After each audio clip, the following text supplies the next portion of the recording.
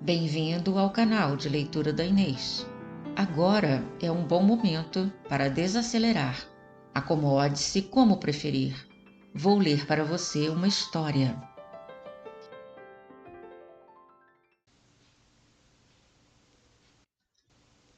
Diálogos Filosóficos de Platão.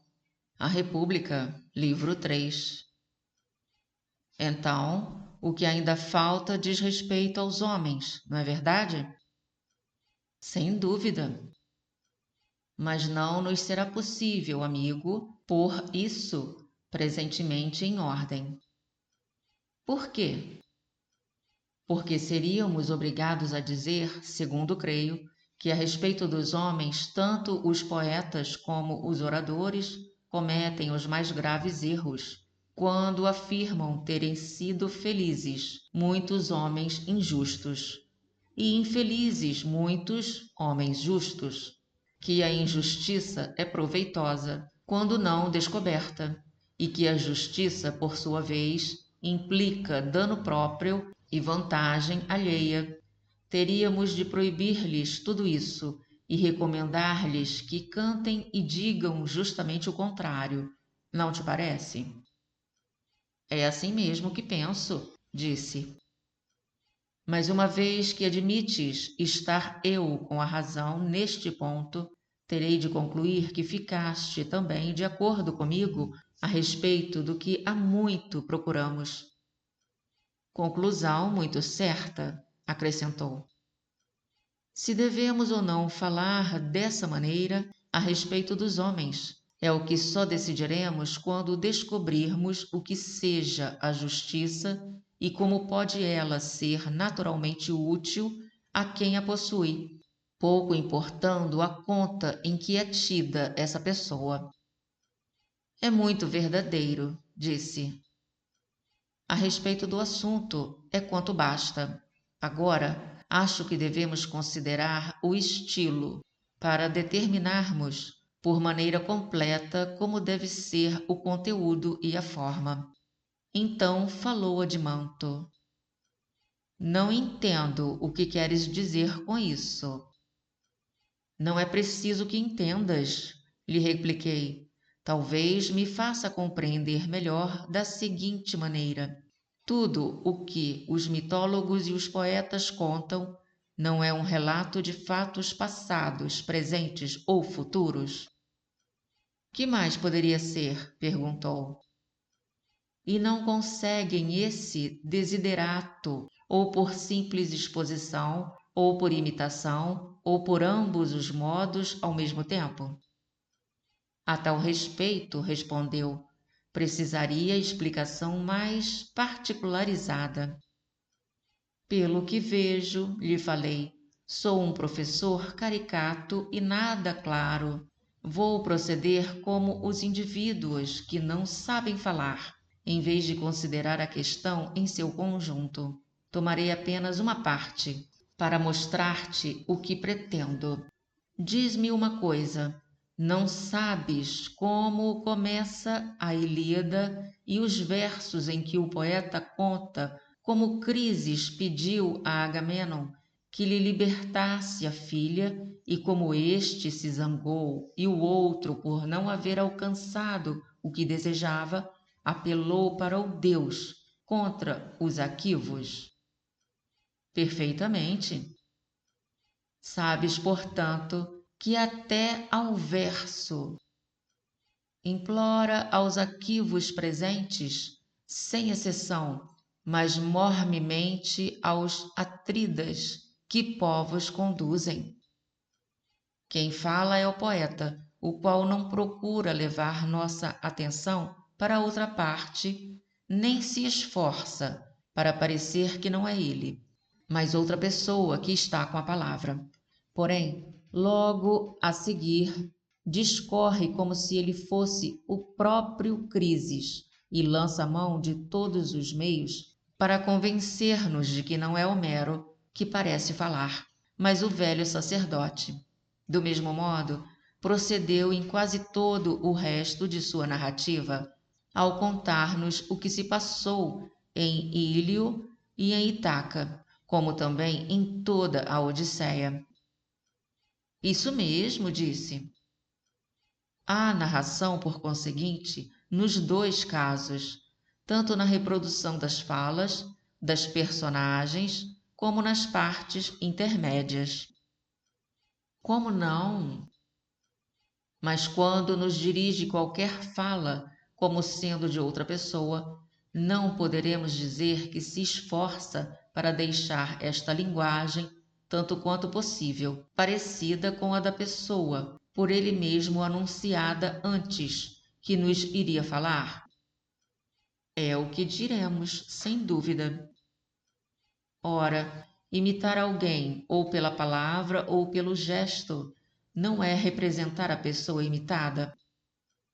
Sem dúvida. Sendo assim, num caso como esse, ao que parece, tanto Homero como os demais poetas procedem em suas narrativas por imitação. Perfeitamente. Mas se o poeta nunca se ocultasse, toda a sua narrativa dispensaria a imitação. E para que não nos venhas dizer mais uma vez que não compreendes como possa ser isso, vou explicar-te. Se depois de haver contado que Crises viera com o resgate da filha e suplicara aos Aquivos, principalmente aos dois Atridas, continuasse Homero a falar, não como se ele fosse Crises, porém sempre como Homero, fica sabendo que não se trataria de imitação, mas de uma exposição simples. Seria mais ou menos deste modo. Não vou falar em verso, pois não sou poeta. Ao chegar o sacerdote, fez votos para que os deuses lhe concedessem tomar incólumes Troia e suplicou que lhe entregassem a filha, a troco de resgate, e em atenção aos deuses. A essas palavras, todos os aquivos assentiram com demonstração de reverência. Apenas Agamemnone se encolerizou e lhe deu ordem para retirar-se e não mais voltar à sua presença, pois não lhe serviriam de amparo nem o certo, nem as ínfulas sagradas do Deus. Antes de ser-lhe a filha libertada, declarou, envelheceria com ele em Argos. Mandou que se fosse embora e deixasse de importuná-lo, caso quisesse voltar salvo para casa. Ao ouvir essas palavras, o velho atemorizou-se e se afastou sem dizer nada. Mas quando se achou longe do acampamento, orou instantaneamente a Apolo, invocando-o por todos os seus nomes e pedindo que, se alguma vez se agradara dos templos por ele construídos e das gratas vítimas que lhe sacrificara, lembrado agora disso, vingasse nos Aquivos as lágrimas por ele derramadas. Deste modo, meu caro, sem nenhuma imitação, é que se faz uma narração simples. Compreendo, disse. Então, continuei. Deves também compreender que segue precisamente o processo oposto, quem omite as palavras incertas pelo poeta entre os discursos e deixa apenas o diálogo. Compreendo também isso, respondeu. É assim que se passa na tragédia. Apanhaste bem a questão, lhe repliquei, estando eu certo de que vou mostrar-te agora o que antes não me fora possível, a saber, que a poesia e a mitologia podem estar inteiramente de imitação, tal como se dá na tragédia e na comédia, conforme disseste, ou apenas na exposição do poeta. Os melhores exemplos desse tipo de composição encontrarás nos ditirambos. Há uma terceira modalidade em que se dá a combinação dos dois processos. É o que se verifica na epopeia e em muitas outras formas de poesia, se é que me fiz compreender. Entendo agora perfeitamente, disse. O que querias significar? Procura então recordar-te também do que afirmamos antes, que o conteúdo já estava esclarecido, mas faltava examinar a maneira de tratá-lo. Sim, recordo-me. Isso, justamente, é o que eu dizia, que precisávamos decidir. Se permitiríamos ao poeta apresentar-nos as suas narrativas só por meio da imitação, ou se poderia imitar numas partes e deixar de fazê-lo noutras, e quais seriam elas, ou se qualquer modalidade de imitação lhe seria proibida. Palpita-me, respondeu, que desejas esclarecer se devemos ou não permitir em nossa cidade a tragédia e a comédia. Talvez, lhe respondi, talvez até mesmo mais do que isso. Por enquanto, eu próprio o ignoro. Teremos de caminhar para onde soprar a brisa do argumento. É muito certo o que dizes, observou. Considera também, Admanto, se nossos guardas devem ou não devem ser imitadores. Não faz parte do que foi dito antes, que cada um só pode sair-se bem em uma única profissão, não em muitas, o que se experimentar as forças em várias, a um só tempo, fracassará totalmente e não se distinguirá em nenhuma? Quem o duvidará? E não é também o que se observa com a imitação? Poderá a mesma pessoa imitar muitas coisas tão bem como uma só? É claro que não. Dificilmente, portanto, conseguirá alguém exercer ao mesmo tempo, com eficiência, funções importantes ou ser um bom imitador de muitas coisas, pois nem mesmo as duas imitações, que tão próximas parecem uma da outra, podem ser praticadas com êxito por uma só pessoa. É o exemplo dos autores de comédias e de tragédias. Não disseste neste momento que ambas eram imitação? Disse. E tens razão em achar que a mesma pessoa não pode sair-se bem nas duas. Como poderá ser ao mesmo tempo rapsodo e ator? Exato. E também não são os mesmos os atores de tragédias e de comédias? Tudo isso é imitação, não te parece? Imitação. A natureza humana, Admanto, se me afigura dividida em pedacinhos ainda menores, de forma que é possível a qualquer pessoa imitar bem muitas coisas, ou fazer as próprias coisas que a imitação reproduz. É muito certo, observou. Se quisermos, portanto, manter de pé a primeira proposição, a saber, que os nossos guardas dispensados de qualquer outra ocupação se dedicariam exclusivamente à liberdade da cidade, sem empreenderem, senão o que tendesse para esse fim, será preciso que não façam nada mais, nem imitem coisa alguma. No caso, porém, de imitarem, deverão fazê-lo desde a meninice, o que lhes convier para se tornarem corajosos, temperantes, santos, livres e tudo o mais do mesmo gênero, não devendo praticar nem procurar imitar o que não for nobre, nem qualquer modalidade de torpeza, para que por meio da imitação não venham a encontrar prazer na realidade. Já não observaste que a imitação, quando começada em terna idade e prolongada por muito tempo, se transforma em hábito e se torna uma segunda natureza, passando para o corpo, para a voz e até para a própria inteligência? Sem dúvida, respondeu.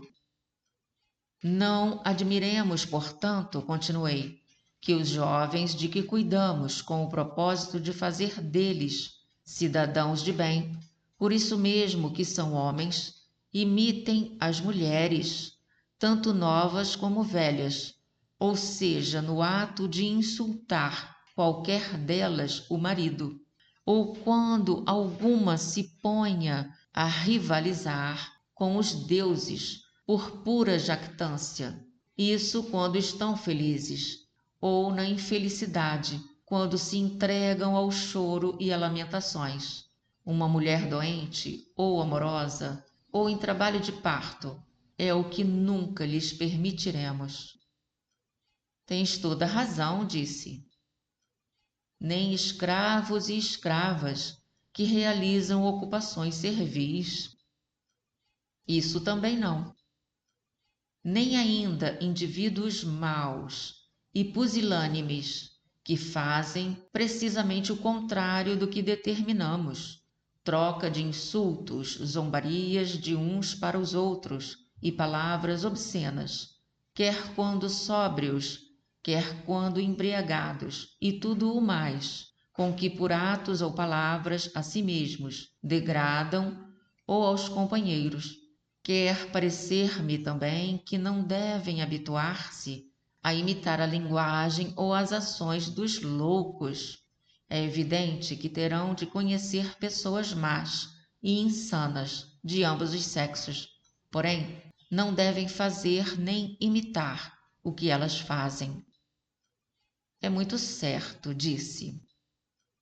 Mais um exemplo, continuei. O trabalho de ferreiro ou de qualquer outro artífice, de remadores de triremes ou de seus comandantes, e tudo mais que se relaciona com essas atividades, não deverá também ser imitado.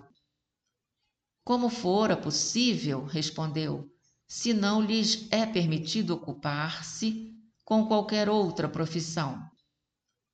E o seguinte: cavalos a relinchar, touros a mugir, rios murmurantes, e o ruído do mar ou o barulho do trovão, e tudo o mais do mesmo gênero, será para imitar?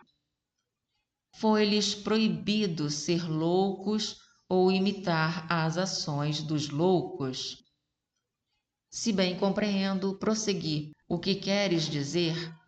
Há uma habilidade de estilo narrativo em que poderá exprimir-se o indivíduo de verdadeiro valor, sempre que tiver o que dizer, como há outras que difere inteiramente dela e a que se atém em sua exposição, quem por dotes naturais e educação for o oposto do primeiro.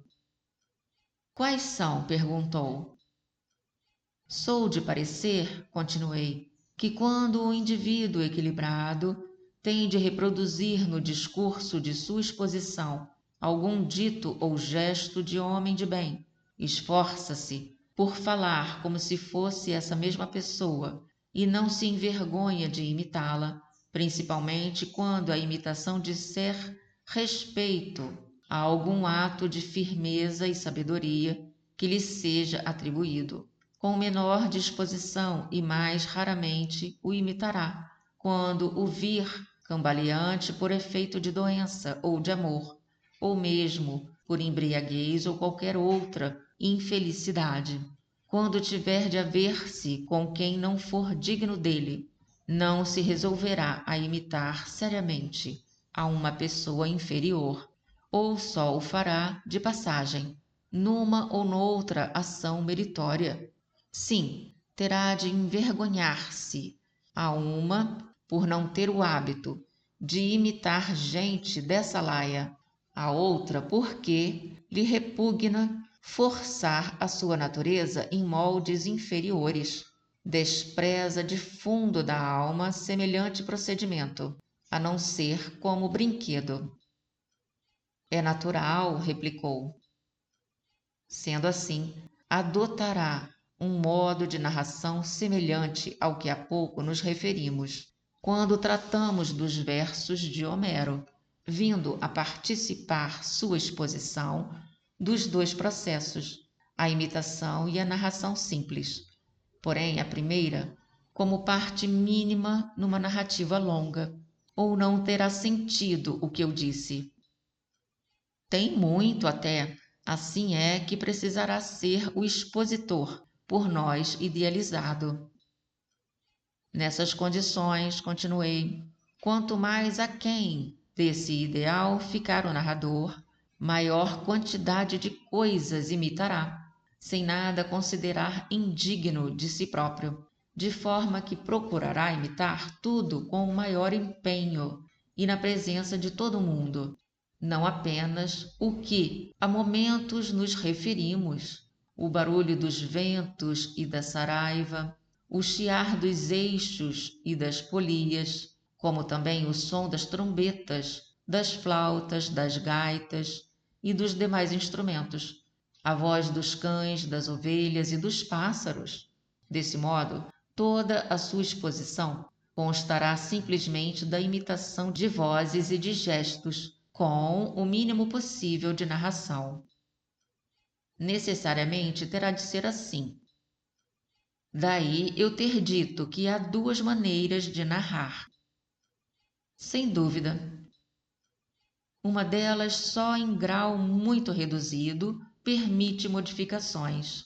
Uma vez alcançada a harmonia e o ritmo convenientes, o bom expositor manterá sempre o mesmo estilo da harmonia inicial e, aliás, não admite variações de vulto. Vale o mesmo com relação ao ritmo. É muito certo o que disseste, respondeu. E com respeito à outra modalidade, ao contrário da primeira, não exigirá todas as harmonias e todos os ritmos.